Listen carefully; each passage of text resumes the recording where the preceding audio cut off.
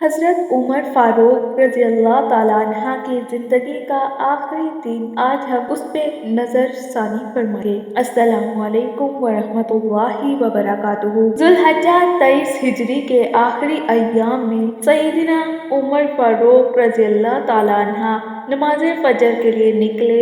آپ کا معمول تھا کہ جب تک مقتدیوں کی صفیں بالکل سیدھی نہ ہو جاتی تکبیر تحریمہ نہیں کہتے تھے۔ آپ نماز پڑھانے کے لیے مصلی پر کھڑے ہوئے، اچانک نمازیوں کی صفوں میں مغیرہ بن شعبہ رضی اللہ تعالیٰ عنہ کا مجوسی غلام ابو لؤلؤ آ پہنچا۔ اس کے ہاتھ میں ایک خنجر تھا جس کے دونوں طرف دھار تھی۔ وہ نمازیوں کے بیچ سے نکلتا ہوا سیدھا امیر المؤمنین کے پاس پہنچا اور خنجر کے تابڑ توڑ وار کرنے لگا۔ اس نے امیر المؤمنین پر 6 وار کیے۔ ایک وار آپ کے زیر ناف تھا۔ یہی وہ کاری ضرب تھی جس سے آپ جانور نہ ہو سکے اور اللہ کو پیارے ہو گئے۔ آپ کے پیچھے خلیب بن ابو الکبیر اللیثی رضی اللہ تعالیٰ عنہ نماز پڑھ رہے تھے۔ ابو لؤلؤ نے انہیں بھی خنجر مار دیا۔ اس طرح ان کا بھی انتقال ہو گیا۔ امیر المؤمنین کو خنجر کا زہر لگا تو آپ گر پڑے۔ اسی حالت میں دریافت فرمایا، کیا مقتدیوں میں عبد الرحمن بن عوف رضی اللہ تعالیٰ عنہ موجود ہیں؟ پھر آپ نے حضرت عبد الرحمن بن عوف رضی اللہ تعالیٰ عنہ کو آگے بڑھا دیا تاکہ وہ نماز پڑھائیں۔ حضرت عبد الرحمن رضی اللہ تعالیٰ عنہ نے لوگوں کو نماز پڑھائی اور حضرت عمر بن خطاب رضی اللہ تعالیٰ عنہ بدستور زمین پر پڑے رہے۔ نماز کے بعد آپ رضی اللہ تعالیٰ عنہ کو اٹھا کر گھر لایا گیا۔ آپ نے حضرت عمر بن عوف رضی اللہ تعالیٰ عنہ کو بلایا اور فرمایا، کیا میں آپ کو ایک ذمہ داری دینا چاہتا ہوں۔ عبد الرحمن بن عوف رضی اللہ تعالیٰ عنہ نے کہا، میں آپ کو اللہ کی قسم دے کر پوچھتا ہوں کہ آپ مجھے خلافت قبول کرنے کا مشورہ تو نہیں دیں گے؟ امیر المؤمنین، اللہ کی قسم نہیں۔ عبد الرحمن بن عوف رضی اللہ تعالیٰ عنہ نے عرض کیا، اللہ کی قسم، پھر تو میں خلافت کے پیچ و خم میں کبھی نہیں پھنسوں گا۔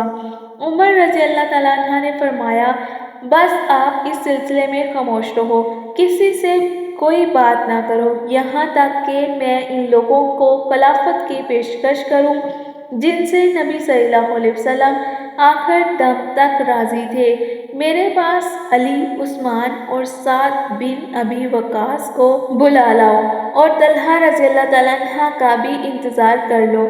اگر وہ بھی آ جاتے ہیں تو ٹھیک ہے، ورنہ تم لوگ انہی میں سے کسی ایک کو اپنا خلیفہ منتخب کر لو۔ پھر آپ رضی اللہ تعالیٰ عنہ حضرت علی بن ابو طالب رضی اللہ تعالیٰ عنہ کی طرف متوجہ ہوئے اور فرمایا، اے علی، میں تمہیں اللہ کی قسم دیتا ہوں، اگر تم مسلمانوں کی کسی کام کے ذمہ دار بنو تو اپنے خاندان کے افراد کو دوسرے لوگوں پر ترجیح مت دینا۔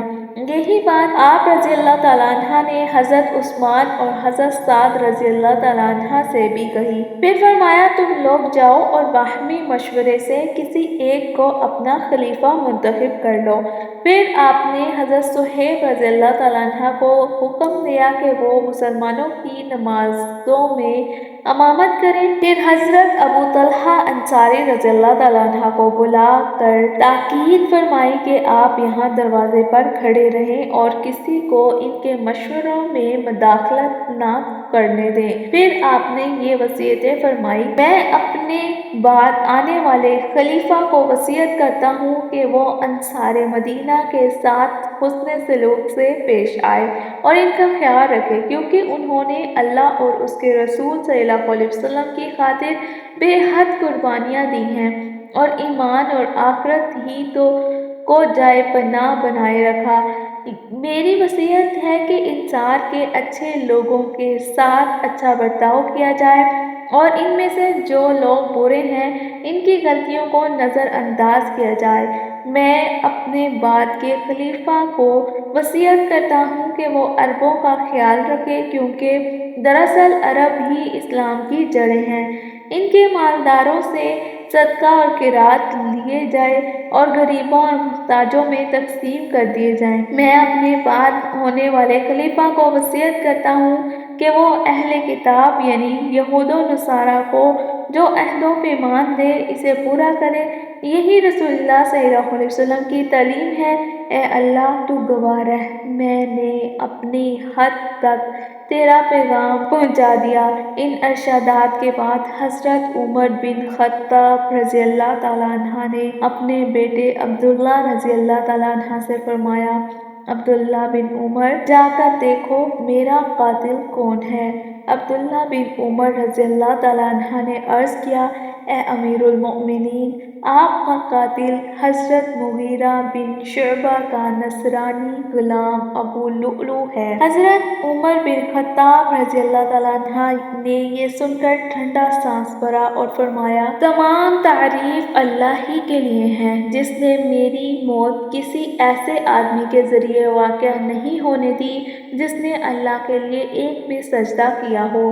پھر آپ نے اپنے بیٹے عبداللہ رضی اللہ تعالیٰ عنہ سے فرمایا، ام المؤمنین سیدنا عائشہ رضی اللہ تعالیٰ عنہ کے پاس جاؤ اور پوچھو کیا وہ اجازت دیتی ہیں کہ میں رسول اللہ صلی اللہ علیہ وسلم اور حضرت ابو بکر صدیق رضی اللہ تعالیٰ عنہ کے ساتھ دفن کیا جاؤں۔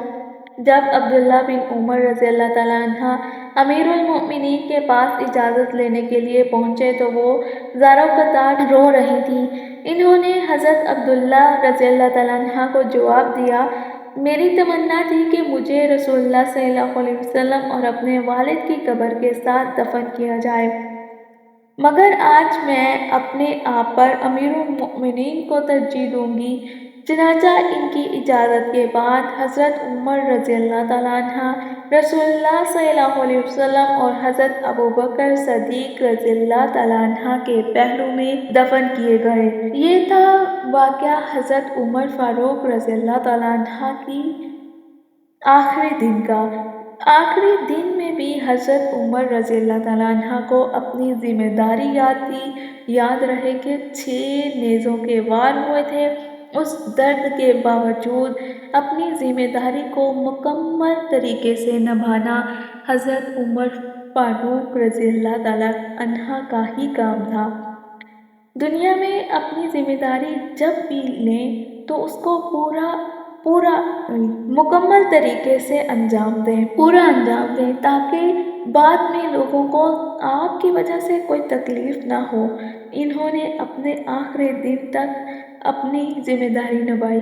اپنے آخری دن تک اپنی آخری حد تک ذمہ داری نبھائیے، باقی کام اللہ کا ہے اور اللہ تعالیٰ خود ہی سنبھال لیں گے۔ دنیا میں وہی لوگ سب کو اچھے لگتے ہیں جو اپنا کام خود ہی کرتے ہیں۔ اگر آپ کو ہماری ویڈیو اچھی لگی تو ہمارے چینل کو سبسکرائب کر دیجیے اور بیل آئیکن کو ضرور دبائیے گا۔